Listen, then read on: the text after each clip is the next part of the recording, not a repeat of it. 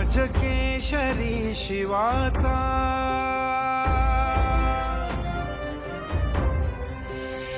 गजकेशरी शिवाचा डौलात उंच गेला कार्याच केशवाने प्रारंभ आज केला प्रारंभ आज केला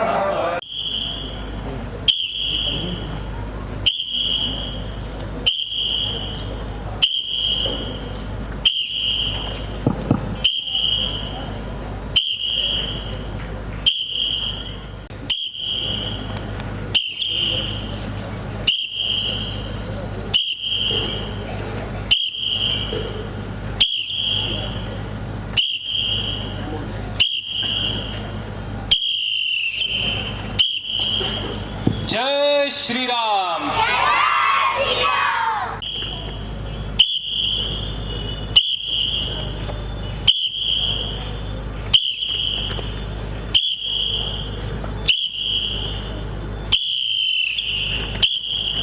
पुंडलिक वरदे. हनुमान योग गुरु.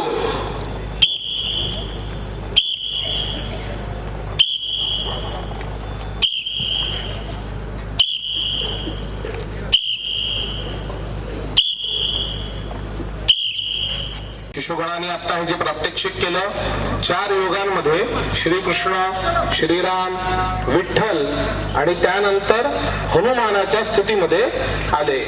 16 क्रमांकांमध्ये 4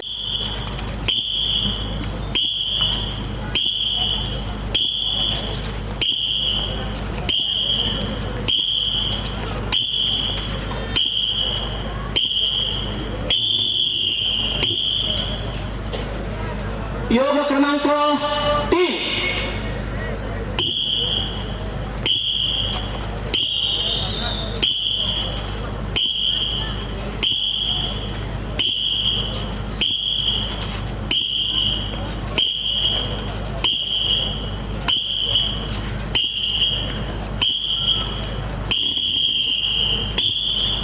योग क्रमांक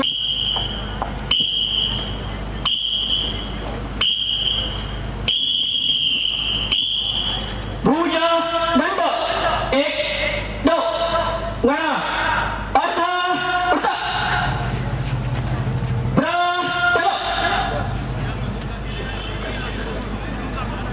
पुढचा सवणवडा नगराचा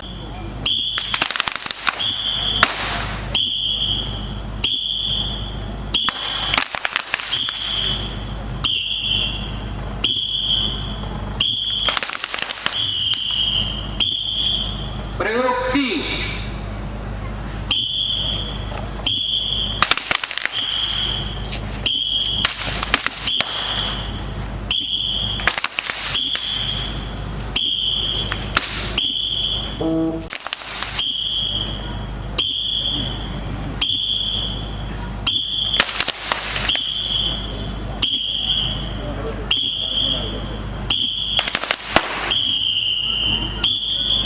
प्रयोग 5.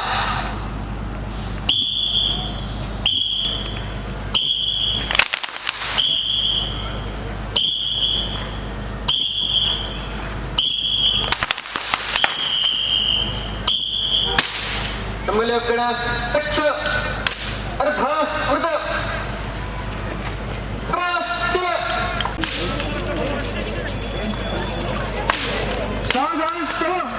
तू 1 2 3 4 5 6 7 8 9 10 11 12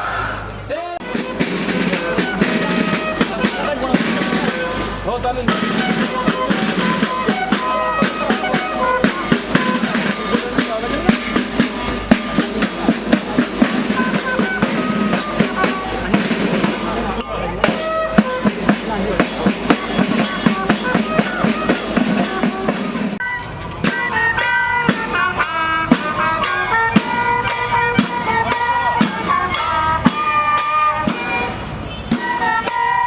शाखा, या शाखांनी गेल्या 2-3 महिन्यांपासून हा सगळा अभ्यास करत आणि आपल्या समोर हे ते तारा एंटरप्राइजेस आणि स्पीक अँड स्पॅन याचे डायरेक्टर आहेत. शशिकांतजी बालपणापासून उद्योग आणि नवनिर्मिती यांची त्यांना आवड आहे. 12वी पास झाल्यानंतर लगेचच LIC मध्ये एजंट म्हणून त्यांनी काही दिवस काम केलं. सोबत गृहोपयोगी वस्तूंची विक्रीची पण सुद्धा त्यांनी सुरुवातीच्या काळामध्ये काही दिवस काम केलंय. 1986 पासून स्वच्छता करिता लागणाऱ्या वस्तूंचे उत्पादन सुरू केले आणि तारा एंटरप्राइजेस म्हणून एक उद्योग त्यांनी सुरू केला. 2003 मध्ये स्पीक अँड स्पॅन त्यांनी सुरू केलं. आपण जी एक सर्व्हिस सिस्टीम बघतो, स्पीक अँड स्पॅन नावाची एक मोठी कंपनी आहे. असे आपल्या इथे त्रिमूर्ती नगर आहे, त्या त्रिमूर्ती नगरला त्यांचा निवास आहे. प्रसन्नजी मूळचे अकोल्याचे, शालेय शिक्षण तिथे झालं आहे, इंजिनिअरिंगपर्यंत शिक्षण झालेलं आहे. कमिन्स महाविद्यालय, अभियांत्रिकी महाविद्यालय इथे ते प्राध्यापक म्हणून आहे. मंचावरती आपल्या सोमनवाडा भागाचे प्रतीक्षा पुरुषार्थश्च प्रतिज्ञा च परीक्षणम. अर्थ: जीवन को सफल बनाने के लिए 4 चीजें आवश्यक है: दृढ़ संकल्प, प्रतिबद्धता, परीक्षण और प्रतिज्ञा यानी कि धैर्य. के वर्ग कहते हैं कि अपने समाज को सुसंगठित कर इतना शक्ति संपन्न बनाना है कि इस विश्व का कोई भी राष्ट्र इसकी ओर आंख उठाकर देख न सके. राष्ट्रभक्ति ले हृदय में हो खड़ा यदि देश सारा, संकटों पर मात कर यह राष्ट्र विजयी हो हमारा. क्या कभी किसने सुना है सूर्य छिपता तिमिर भय से? क्या कभी सरिता रुकी है बाण से वन पर्वतों से? जो ना रुकते मार्ग चलते, चीर कर सब संकटों को, वर्णन करती कीर्ति उनका, छोड़ कर सब सुर दल को. ध्येय मंदिर के पथिका को, कंटकों का ही सहारा, संकटों पर मात कर यह राष्ट्र विजयी हो हमारा. हम ना रुकने को चले हैं, सूर्य के यदि पुत्र है तो. हम ना हटने को चले हैं, सरित की यदि प्रेरणा तो. चरण अंगद ने रखा है, आओ से कोई उठाए. दहकता ज्वालामुखी यह, आओ से कोई बुझाए. मृत्यु की पीकर सुधा हम चल पड़ेंगे दुधारा. संकटों पर मात कर यह राष्ट्र विजयी हो हमारा.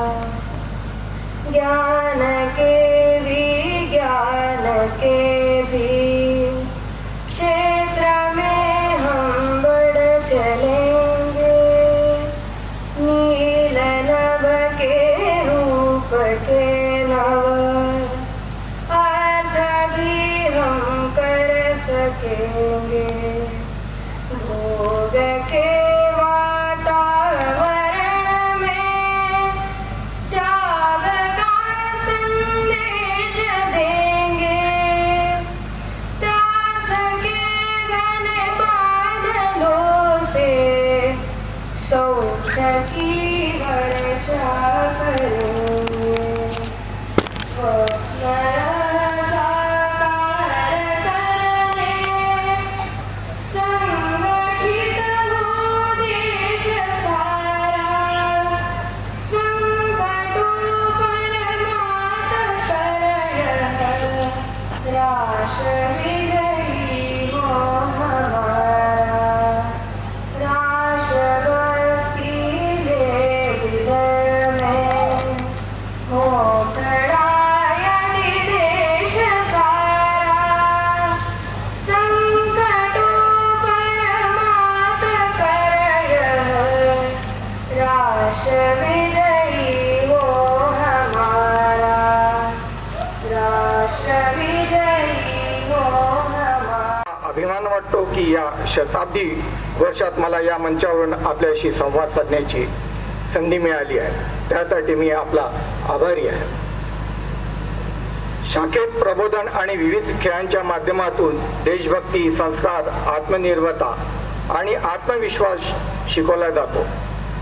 आपण सर्व मुलांनी शाखेत जाऊन व्यक्तिमत्व विकास करावा आणि राष्ट्राला बळकट करण्यासाठी योगदान द्यावे. लहानपणी मी पण नियमित शाखेत जात होतो. शाखेतील खेळ, बौद्धिक सत्रे, प्रबोधन आणि शिस्तबद्ध कार्यक्रम यामुळे माझ्या मनात देशभक्ती, आत्मनिर्भरता आणि आत्मविश्वासाची बीजे रुजली. या संस्कारामुळे आज मी आत्मविश्वासाने अनेक क्षेत्रात काम करू शकलो आणि करतो आहे. मला आज आपल्यासमोर बोलण्यासाठी 2 शब्द तरी बोलावं असं सोमलवार सर जे आहेत आणि चित्रे सरांनी मला आग्रह केला. खरं सांगायचं, कर्मचाऱ्यांसमोर बोलताना खूप इझी जातं, पण एवढं सार्वजनिक ठिकाणी बोलताना फार कठीण जातं. मला बोलावंसं वाटेल, शैक्षणिक दृष्टिकोनातून आजकाल मुलांच्या मागे ट्युशन म्हणजे सकाळपासून ट्युशन तर संध्याकाळपर्यंत ट्युशन, म्हणजे रात्री झोपेपर्यंत ट्युशन आहे. ट्युशनमुळे पोरांना आज पुष्कळशे ग्राउंड आपण पाहत असाल तर ग्राउंडवर पोरच खेळताना दिसत नाही. त्याच्यामुळे ट्युशनमुळे घरातला संवाद संपलेला आहे. ऍक्च्युली आपल्याला अभ्यास हा आज करण्यासाठी कॉम्प्युटरचं माध्यम, इंटरनेट थ्रू करू शकता, तुम्ही एआयच्या माध्यमातून करू शकता. याचा अर्थ असा नाही की तुम्ही आई वडिलांना मोबाईल मागून त्याच्यातनं दिवसभर अभ्यास कराल. अभ्यासासाठी शाळेत, घरी आपल्याकडे कॉम्प्युटर असेल तर कॉम्प्युटरच्या माध्यमातून सेल्फ स्टडी करावी आणि मॅक्झिमम वेळ. त्यासोबतच व्यवसाय बाबतीत मला बोलावंसं वाटेल. मी वयाच्या 17व्या वर्षीपासून व्यवसायात आहे. मी एक छोटासा बिझनेस चालू केला आणि आज वेगवेगळ्या क्षेत्रामध्ये आम्ही कन्स्ट्रक्शनमध्ये बिल्डर्स आहोत. त्यानंतर फॅसिलिटी मॅनेजमेंट कंपनी आमची, आम्ही डिस्ट्रीब्युटर्स आहोत. व्यवसाय करताना आम्हालाही खूप अपयश आली. याचा अर्थ असा नाही झाला की आम्ही अपयशातून खचलो आहेत. अशा सगळ्या ठिकाणी मोठ्या प्रमाणावर श्रद्धेने, आत्मीयतेने साजरा केला जातो. तसं पाहिलं तर नवरात्रीचा हा उत्सव ज्ञानाची उपासना आणि शक्तीची उपासनेचा हा उत्सव आहे. तुम्ही जे प्रदर्शनं केले त्यातून शक्ती, आत्मविश्वास हा वृद्धिंगत होतो आणि त्याचंच प्रदर्शन तुम्ही सगळ्यांनी केलं.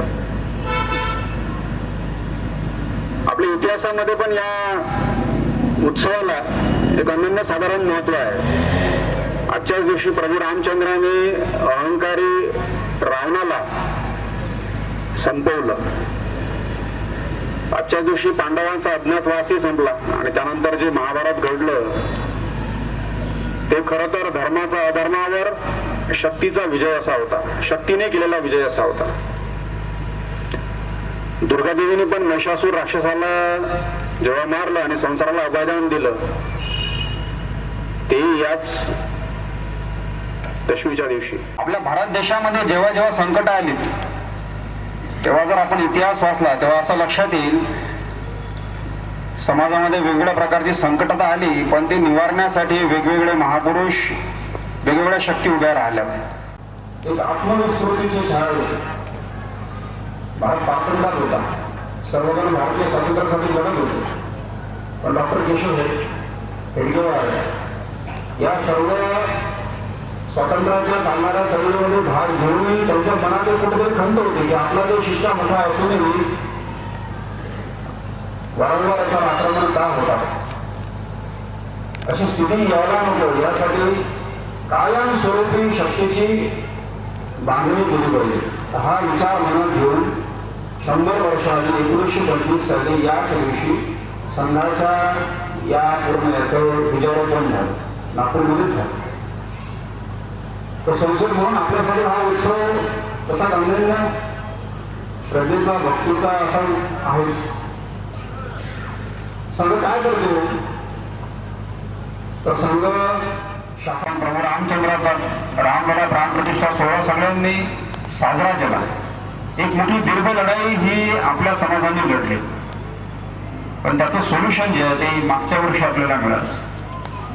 जर थोडंसं वाचलं तर असं लक्षात येईल की त्या आंदोलनाचे ज्या लोकांनी ज्या काही ठराविक लोकांनी नेतृत्व केलं तसं नेतृत्व भरपूर लोकांनी केलं, पण ज्याचं नाव अग्रणी घेतलं जाते असे माननीय अशोकजी सिंघल कौशल्य तयार झालं आणि त्या दोघांनी त्यांच्यासोबत बाकी इतरांनी फक्त उदाहरणार्थ मी दोघांची नावं घेतली आहेत. त्यांनी हे एवढं मोठं आंदोलन भारतीय समाजमनाला सोबत घेऊन यशस्वी करून दाखवलं. हे सगळं कशामुळे शक्य झालं तर त्यांच्या आतमध्ये असलेल्या गुणांमुळे. पण त्या गुणाचा विकास कुठे झाला तर संघाच्या शाखेमध्ये झाला. तशी आपली ही संघाची शाखा याच्यावर आपला पूर्ण विश्वास पाहिजे. पण त्या विधानाला का ठराविक वेळेला दूध पाहिजे असतं काहीतरी कामासाठी, पण ती दुसऱ्या गावात जाते. त्यांचं गाव आणि यांचं गाव दोघांच्या मधात नदी असते, पण त्या नदीमध्ये नाव असते, पण त्या नावाची काही वेळ नसते. बरोबर ती बिचारी येते लवकर, पण कधी नाव भेटली तर मग ती दूध वाटायला या गावामध्ये येते. तो विधान तिला चिडतो येतो, हे काय तुझं रोजचं रोज मला दूध वेळेवर पाहिजे, पण तू रोज उशिरा येते, मला उद्यापासून तू काही कर दूध वेळेवर आणत जा. म्हणजे महाराज मी काय करू, म्हणजे काम कर, रामनाम करत जा. रामनाम करशील तर तुझं दूध वाटप जे आहे ते वेळेवर होईल. ते ठीक आहे, ती आपली घोडी बागडी असते, दुसऱ्या दिवशी येते आणि रामाचं नाव घेते. मग तिला आठवतं की महाराजांनी सांगितलं की नाव जरी नसेल तरी रामाचं नाव घ्यायचं आणि चालत जायचं. ती अशीच करते, रामाचं नाव घेते आणि नदीवरून चालते.